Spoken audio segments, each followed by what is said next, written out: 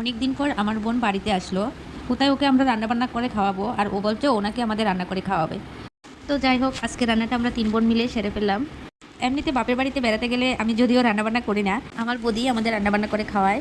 তবে হ্যাঁ, আমার বড় বোন আবার মাঝে মধ্যে কিন্তু রান্নাবান্না করে বেড়াতে গেলে।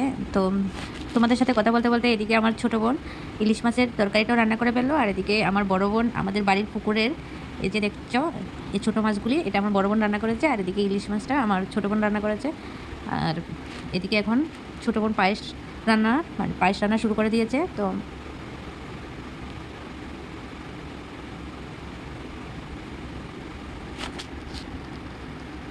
পায়েসও প্রায় মোটামুটি রান্না হয়ে এলো।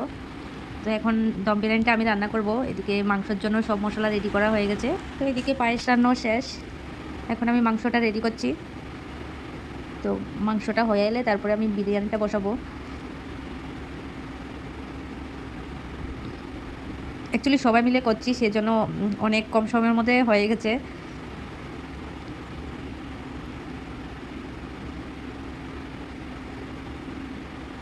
তো এবার আমি বিরিয়ানির জন্য পেঁয়াজগুলি আগে ভালো করে ভেজে নিচ্ছি। অ্যাকচুয়ালি এটাকে পেঁয়াজের কি বেরেস্তা বলে মনে হয়। আর এদিকে আলুগুলি একটু হালকা ভেজে রেখে দিয়েছি। তো আমি সে তেলে পাঁপড়গুলিও ভেজে রেখে দিয়েছি একটা পলি ব্যাগে। তো এবার আমি মাংসটা রান্না করে নিচ্ছি। তো আমার মাংস রান্না হয়ে গেছে, এখন আমি বিরিয়ানি রান্না করছি। বিরিয়ানির সব কিছুও রেডি হয়ে গেল। তো সব পুরোটা ভালো করে দেখাতে পারছি না, আরেকদিন আরেকটা ব্লগে রান্নার ভিডিওটা দেখাবো। তো এদিকে ভাতটা আমি নামিয়ে নিয়েছি, এখন সব কিছু অ্যাড করে দম দিয়ে দিলে আমার দম বিরিয়ানিও রেডি হয়ে যাবে।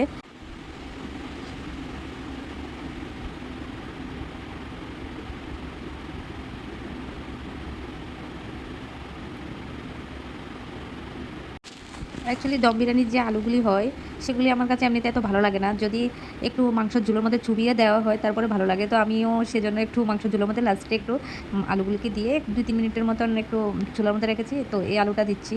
এমনিতে তো এটা একটু হালকা সিদ্ধ করে লবণ হলুদ দিয়ে সিদ্ধ করেছি, তারপর একটু ভেজেও নিয়েছি। যাই হোক, আমাদের রান্না সব কমপ্লিট হয়ে গেল।